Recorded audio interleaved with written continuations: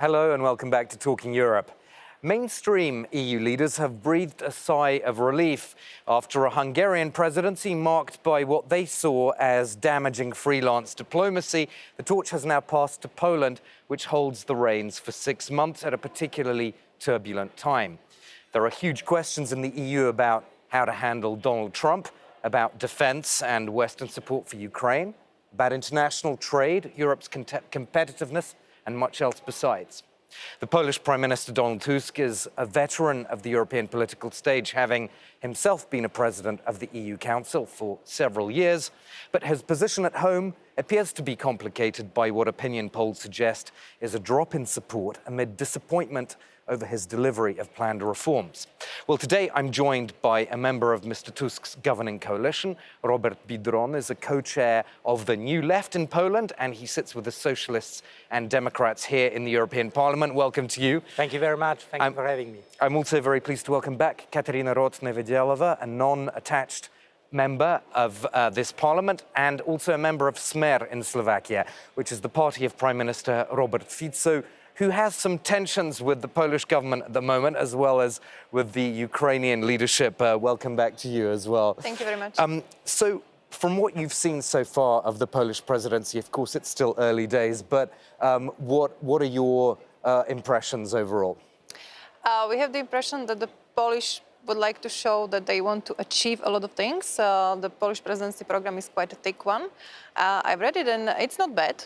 I like the slogan Security Europe, which is nice, but it's too much pressure for security and for defense to my liking. And I'm missing a little bit more about agriculture and a little bit more about some maybe competitiveness, but overall it's not bad.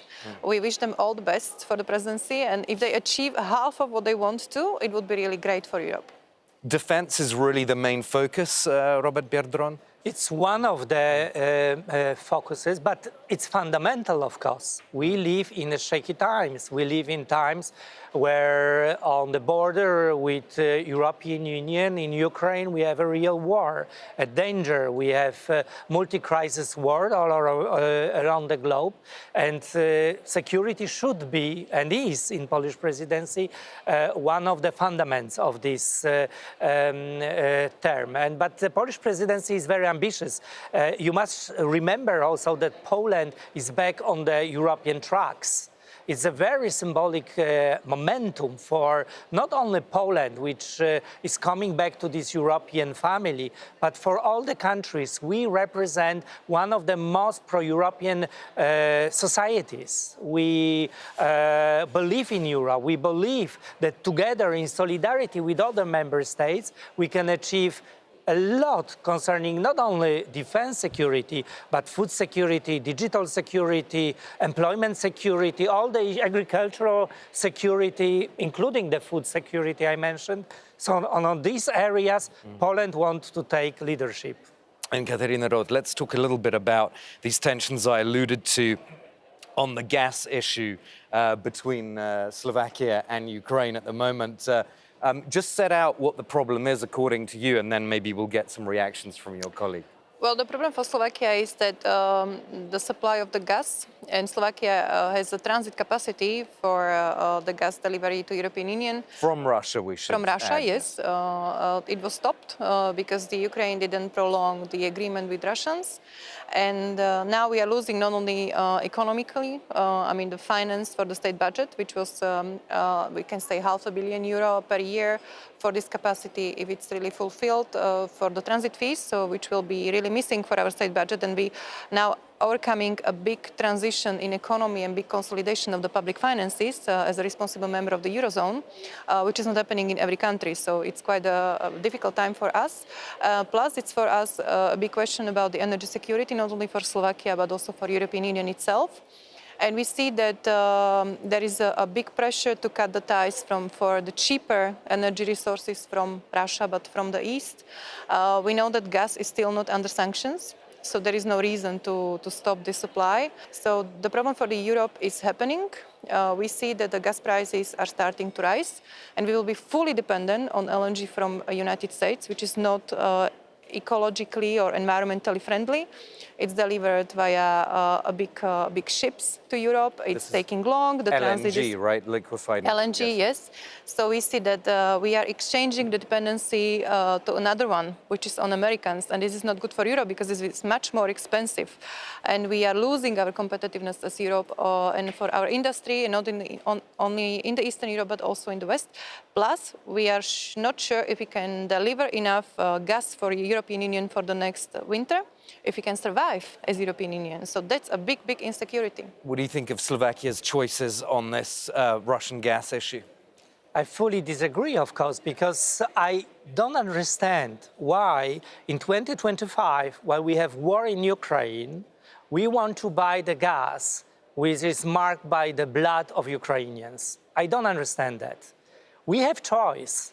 We don't have to support Putin's regime, and buying the gas with our Slovakian European money, supporting production of the Russian tanks which kill afterwards Ukrainians. This is something I, as Polish, as a Pole who is witnessing this war so much, together with Slovak society, I don't understand. And I don't understand how one of the leaders in European Union, Robert Fico, cannot understand that. This is a matter of solidarity. This is a matter of security. This is a matter of our future. And if we don't play in one team, we make Putin easier to win this war, just simply. And when you saw, we'll come back to you, Catherine, but when you saw Robert Fico visiting with President Putin in December, what did that make you think? I hope he's not a Trojan horse of Putin in European Union. I still hope. But someone who is shaking the head of a guy who is accused of most serious crimes in this world, who is wanted by International Criminal Court, this is a tricky game. And I hardly believe that this game brings any profit to European society, because we know that Russia is a real threat to our security, to not only the defense issue, but on any other field of security. But I guess Robert Fico, he's kind of moving closer to or a position that could be compatible with what Donald Trump is going to do on Ukraine. It's very much, and the part of the discussion was also with President Putin, was the discussion about the peace process and how to negotiate and how to start some kind of talks. That was also publicly announced, not only by us, but it was announced by President Putin that he agreed to have this kind of discussion. When you accuse Robert Fico shaking hand with Vladimir Putin as the war criminal wanted by the criminal court, but there is also Benjamin Netanyahu, who was led by the Polish authorities to come to their territory because of the Oswiecim anniversary, and who is also searched by the International Criminal Court. Agree. Yes, and it was said by the Polish presidency, by the Polish authorities and the government. They are both criminals, and you don't shake their hands. You arrest them. But I was listening to you. My point is that there is a double standard in the European Union. We are trying to achieve not only energy security for Europe, but we are also trying to achieve the kind of peace talks which everybody is talking about. Finally, who is giving Robert Fico the mandate to conduct any peace talks without Ukrainian leadership? Before he went to Moscow. Ukrainian, it's up to Ukraine first. Robert, there was a discussion about this with Ukrainian leadership. There was Zelensky in the council meeting where they discussed about this. Fico announced, as there is the agreement within the European Council, if you're going to talk to somebody who is from this kind of third country, that there is the announcement to the European Council President and to the European Union itself needed. This was done, which was confirmed by Costa and by others. There was a discussion about this in the Council. He went to Moscow, but part of it was the energy security, and part of his discussion was also the peace process, which was confirmed. So I don't know how we want to achieve that Putin will come to sit and discuss about the peace process if we don't ask him, if there is nobody doing that. And now we see the different leaders from European Union who wants to talk to Putin, and there is also Donald Trump who is coming. The last thing we need in Europe now is self-called leaders of peace process like Orban or Fico. This is the last whoever thing is the leader, we need the peace. It's up to whoever can Zelensky achieve this. It's and not up to Ukrainian Zelensky, it's up to society international decide community. And on it's the two peace sides of the process, and we can conference. join on that. But I hardly believe that someone who is shaking the hand of Putin will be trustful broker or any peace process. Robert, I just want to remind you that the French president, Emmanuel Macron, he recently caused a bit of a stir. He said Ukraine should hold what he called realistic discussions on territorial issues. Yes, but that's Macron who is also in trouble. So I just want to remind you, Sure. The government is unstable and so on. I want Europe which is safe. The safe Europe means that Ukraine is closer to NATO and European Union. This will happen only when the Ukrainian government is independently deciding about the future of Ukraine.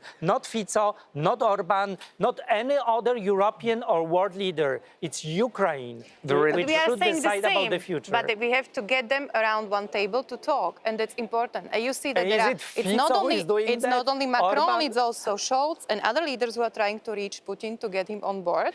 There is Trump coming, the president of the United States. We will see what will be the steps of this new coming president in the United States. But the important thing is that we need to have the channels, how to deal with those two sides. It's not only up to Ukrainians. And it's up to two sides to agree a kind of I peace just they want can to remind both you fulfill. that Trump promised during his campaign that in 24 hours after he wins elections, he will solve the war in Ukraine. He's revised that timeline now. But He's anyway, revised that. I think we can Exactly. see. I think we can see from this discussion, it's not going to be easy for the EU to come up with a sort of coherent position once Trump's offer, whatever it is, actually makes itself clear.